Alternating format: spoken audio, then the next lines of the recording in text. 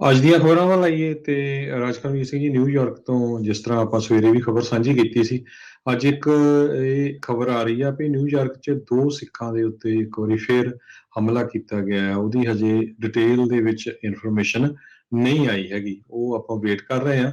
ਪਰ ਦੂਸਰੇ ਪਾਸੇ ਅੱਜ ਇਲੈਕਟਡ ਆਫੀਸ਼ੀਅਲਸ ਰਿਚਮੰਡ ਹਿੱਲ ਗੁਰਦੁਆਰਾ ਸਾਹਿਬ ਆ ਉੱਥੇ ਇਕੱਠੇ ਹੋਏ ਤੇ ਉਹਨਾਂ ਨੇ ਇਹ ਕਿਹਾ ਵੀ ਜਿਹੜਾ ਬਜ਼ੁਰਗ ਨਿਰਮਲ ਸਿੰਘ ਨੂੰ ਪੰਚ ਕੀਤਾ ਗਿਆ ਸੀ, ਕੁੱਟਿਆ ਗਿਆ ਸੀ ਅਪ੍ਰੈਲ 3 ਨੂੰ, ਇਹ ਇੱਕ ਬਹੁਤ ਮਾੜੀ ਗੱਲ ਸੀ। ਇਹ ਤੁਸੀਂ ਜਦੋਂ ਕੋਈ ਵਿਜ਼ਿਟ ਕਰਨ ਆਇਆ ਉਹਦੇ ਲਈ ਕੋਈ ਵੈਲਕਮ ਸਾਈਨ ਨਹੀਂ ਸੀਗਾ। ਉਹਦੇ ਵਿੱਚ ਵੱਖ-ਵੱਖ ਆਰਗੇਨਾਈਜ਼ਿੰਗ ਦੇ ਵਿੱਚ ਅਸੈਂਬਲੀ ਮੈਂਬਰ ਡੇਵਿਡ ਵਿਪਰਿਨ, ਜੈਨੀਫਰ ਰਾਜਕੁਮਾਰ, ਸਿੱਖ ਕਮਿਊਨਿਟੀ ਤੋਂ ਵੀ ਕਾਫੀ ਲੋਕ ਇਕੱਠੇ ਹੋਏ ਸੀਗੇ।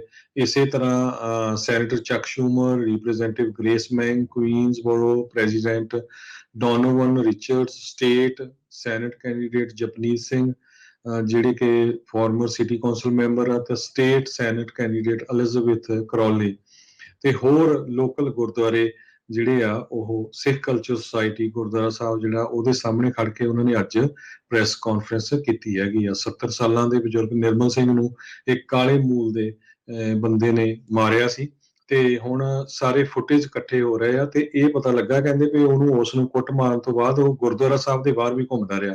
ਸੋ ਇਹਦਾ ਮਤਲਬ ਇਹ ਆ ਵੀ ਫਿਊਚਰ ਦੇ ਵਿੱਚ ਵੀ ਉਹ ਕਿਸੇ ਹੋਰ ਦੇ ਉੱਤੇ ਵੀ ਅਟੈਕ ਕਰ ਸਕਦਾ ਸੀ।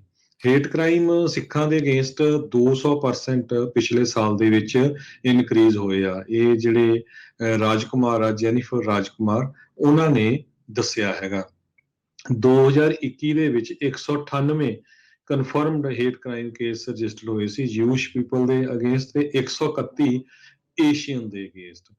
ਨਿਊਯਾਰਕ ਪੁਲਿਸ ਡਿਪਾਰਟਮੈਂਟ ਇਨਵੈਸਟੀਗੇਟ ਕਰ ਰਹੀ ਆ, ਪਰ ਉਹਨਾਂ ਨੇ ਹਜੇ ਤੱਕ ਇਸ ਨੂੰ ਹੇਟ ਕ੍ਰਾਈਮ ਕਰਕੇ ਨਹੀਂ ਜਾਣਿਆ ਜਿਹੜਾ ਬਜ਼ੁਰਗ ਦੇ ਉੱਤੇ ਹਮਲਾ ਹੋਇਆ ਸੀਗਾ। ਤੇ ਦੂਸਰਾ ਜਿਹੜਾ ਅੱਜ ਸਵੇਰੇ ਹੋਇਆ ਤੁਹਾਨੂੰ ਸਾਰਿਆਂ ਨੂੰ ਪਤਾ ਹੀ ਆ, ਹੁਣ ਤੱਕ 29 ਲੋਕ ਫੱਟੜ ਹੋ ਚੁੱਕੇ ਆ। ਬਰੁਕਲਿਨ ਸਬਵੇ ਦੇ ਵਿੱਚ ਜਿਹੜੀ ਸ਼ੂਟਿੰਗ ਹੋਈ ਆ, ਸਭ ਤੋਂ ਪਹਿਲਾਂ ਇੱਕ ਧੂਏ ਵਾਲਾ ਜਿਹੜਾ ਬੰਬ ਚਲਾਇਆ ਤਾਂ ਕਿ ਲੋਕਾਂ ਨੂੰ ਪਤਾ ਨਾ ਲੱਗ ਸਕੇ। ਉਹ ਤੋਂ ਬਾਅਦ ਉਹ ਵੀ ਇੱਕ ਕਾਲੇ ਮੂਲ ਦਾ ਹੀ ਬੰਦਾ ਸੀ ਜਿਸ ਨੇ ਜਿਹੜੀਆਂ ਕਈ ਗੋਲੀਆਂ ਚਲਾਈਆਂ, 5 ਜਣਿਆਂ ਦੇ ਗੋਲੀਆਂ ਲੱਗੀਆਂ ਤੇ 29 ਜਾਣੇ ਜਿਹੜੇ ਪੂਰੀ ਤਰ੍ਹਾਂ ਫੱਟੜ ਹੋਏ ਹੈਗੇ। ਜੀ ਬਿਲਕੁਲ, ਇਹ ਆંકੜਾ ਜਿਹੜਾ ਇਹ ਵਧਿਆ ਆ ਸਵੇਰ ਦੇ ਨਾਲੋਂ ਪਹਿਲਾਂ 16-17 ਸੀਗੇ, ਹੁਣ ਵੱਧ ਕੇ 9 ਜਾਣੇ 29 ਜਾਣੇ ਜਿਹੜੇ ਕੁੱਲ ਆ ਉਹ ਜ਼ਖਮੀ ਦੱਸੇ ਜਾ ਰਹੇ ਆ। ਹਰਜੋਤ ਸਿੰਘ ਜੀ, ਜਿਹੜੀ ਗੁਰਦੁਆਰੇ ਵਾਲੀ ਘਟਨਾ ਸੀ ਉਸ ਦੇ ਬਾਬਤ ਇੱਕ ਹੋਰ ਨਵੀਂ ਅਪਡੇਟ ਜਿਹੜੀ ਉਹ ਆ ਰਹੀ ਆ। ਇਸ ਦੇ ਵਿੱਚ ਇਹ ਆ, ਅੱਜ 2 ਹੋਰ ਜਿਹੜੇ ਆ ਲੋਕਾਂ ਨੂੰ ਗੁਰਦੁਆਰਾ ਸਾਹਿਬ ਦੇ ਬਾਹਰ ਇੱਦਾਂ ਹੀ ਕੁੱਟਮਾਰ ਕੀਤੀ ਗਈ ਆ ਜਿੱਦਾਂ ਨਿਰਮਲ ਸਿੰਘ ਹੁਣਾਂ ਦੇ ਨਾਲ ਹੋਈ ਸੀ। ਹੁਣ ਪਤਾ ਲੱਗ ਰਿਹਾ ਵੀ ਕਹਿੰਦੇ ਵੀ ਇਸ ਬਾਬਤ ਜਿਹੜੇ ਆ ਇੱਕ ਜਾਣੇ ਨੂੰ ਗ੍ਰਿਫਤਾਰ ਕੀਤਾ ਹੈ, ਜਿਹੜਾ ਮੇਨ ਜਿਹਨੇ ਪਹਿਲੋਂ ਕੁੱਟਿਆ ਸੀ ਉਹ ਅਜੇ ਵੀ ਫਰਾਰ ਆ।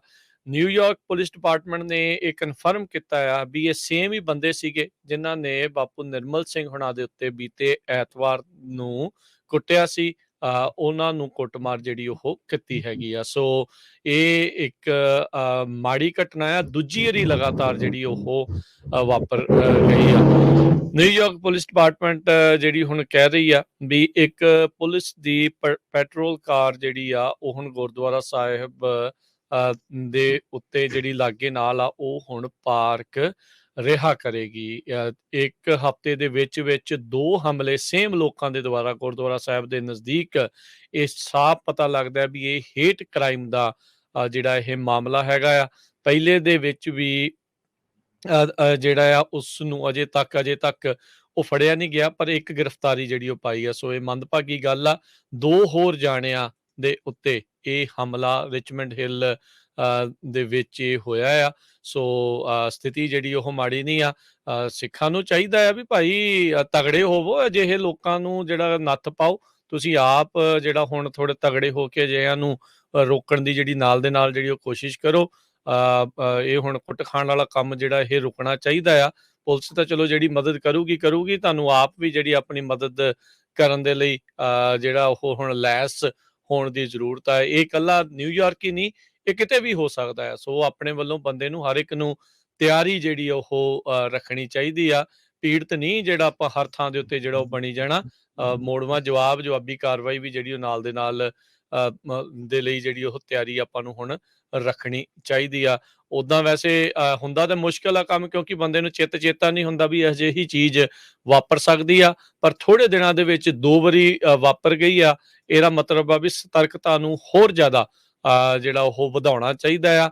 ਗਰੁੱਪਸ ਦੇ ਵਿੱਚ ਹੋਵੋ, ਅੱਜ ਤਾਂ 2 ਜਾਣਿਆਂ ਦੇ ਉੱਤੇ ਉਹਨਾਂ ਨੇ ਕੁੱਟਮਾਰ ਜਿਹੜੀ ਉਹ ਕਰ ਦਿੱਤੀ ਆ। ਇਹ ਹੇਟ ਕ੍ਰਾਈਮ ਵੱਧਦਾ ਜਿਹੜਾ ਇਹ ਜਾ ਰਿਹਾ ਇਸ ਕਾਲੇ ਮੂਲ ਦੇ ਬੰਦੇ ਦੇ ਦੁਆਰਾ। ਉਹਦੇ ਨਾਲ ਦੇ ਸਾਥੀ ਜਾਂ ਉਹ ਖੁਦ ਕਹਿੰਦੇ ਆ ਸ਼ਾਇਦ ਇਨਵੋਲਵ ਹੋਵੇ ਅੱਜ ਦੀ ਇਸ ਕੁੱਟਮਾਰ ਦੇ ਵਿੱਚ ਵੀ। ਸੋ ਤਗੜੇ ਹੋਵੋ, ਸਤਰਕ ਹੋਵੋ, ਇੱਦਾਂ ਦੀ ਵਾਰਦਾਤ ਮੁੜ ਦੁਬਾਰਾ ਜਿਹੜੀ ਵਾਪਰਨ ਤੋਂ ਪਹਿਲਾਂ ਹੀ ਇਸ ਦੇ ਉੱਤੇ ਨੱਥ ਪਾਉਣ ਦੀ ਜ਼ਰੂਰਤ ਆ। ਜੀ, ਇਸ ਸੰਬੰਧ ਦੇ ਵਿੱਚ ਪ੍ਰੈਜ਼ੀਡੈਂਟ ਜੋ ਬਾਈਡਨ ਉਹਨਾਂ ਨੇ ਪਿਛਲੇ ਦਿਨਾਂ ਦੇ ਵਿੱਚ ਇੱਕ Mingus COVID-19 hate crime act law ਬਣਾਇਆ ਸੀਗਾ, ਜਿਹਦੇ ਮੁਤਾਬਕ ਉਹ ਕਹਿੰਦੇ ਆ ਵੀ ਜਿਨ੍ਹਾਂ ਕਮਿਊਨਿਟੀਆਂ ਦੇ ਅਗੇਂਸਟ, ਜਿਨ੍ਹਾਂ ਲੋਕਾਂ ਦੇ ਅਗੇਂਸਟ ਹੇਟ ਕ੍ਰਾਈਮ ਹੁੰਦਾ ਆ, ਤੇ ਫੈਡਰਲ ਏਜੰਸੀਜ਼ ਉਹਨਾਂ ਕਮਿਊਨਿਟੀ ਆਰਗੇਨਾਈਜੇਸ਼ਨ ਦੇ ਨਾਲ ਰਲ ਕੇ ਕੰਮ ਕਰਨ ਤਾਂ ਕਿ ਫਿਊਚਰ ਦੇ ਵਿੱਚ ਇੱਦਾਂ ਦਾ ਕੰਮ ਨਾ ਹੋਵੇ। ਹੁਣ ਤੁਸੀਂ ਦੇਖੋ ਵੀ ਸਵੇਰੇ ਉੱਥੇ ਮੀਟਿੰਗ ਹੁੰਦੀ ਸੀ ਤੇ ਟੌਪ ਨੌਚ ਪੋਲੀਟੀਸ਼ੀਅਨ ਉੱਥੇ ਇਕੱਠੇ ਹੋਏ ਸੀ ਗੁਰਦੁਆਰਾ ਸਾਹਿਬ, ਤੇ ਉਹ ਤੋਂ ਬਾਅਦ 2 ਸਿੱਖਾਂ ਨੂੰ ਹੋਰ ਫਿਰ ਕੁੱਟਿਆ ਗਿਆ। ਸੋ ਇਹ ਹਾਲ ਨਿਊਯਾਰਕ ਦਾ ਆ। ਹਾਲਾਂਕਿ ਨਿਊਯਾਰਕ 'ਚ ਬੜੀ ਲਿਬਰਲ ਸਟੇਟ ਆ, ਤੇ ਮੈਨੂੰ ਨਹੀਂ ਲੱਗਦਾ ਵੀ ਨਿਊਯਾਰਕ 'ਚ ਕੋਈ ਨਹੀਂ ਜਾਣਦਾ ਵੀ ਸਿੱਖ ਕੌਣ ਆ, ਕਿਉਂਕਿ ਬਹੁਤ ਲੰਮੇ ਸਮੇਂ ਤੋਂ ਸਿੱਖ ਉੱਥੇ ਰਹਿੰਦੇ ਆ।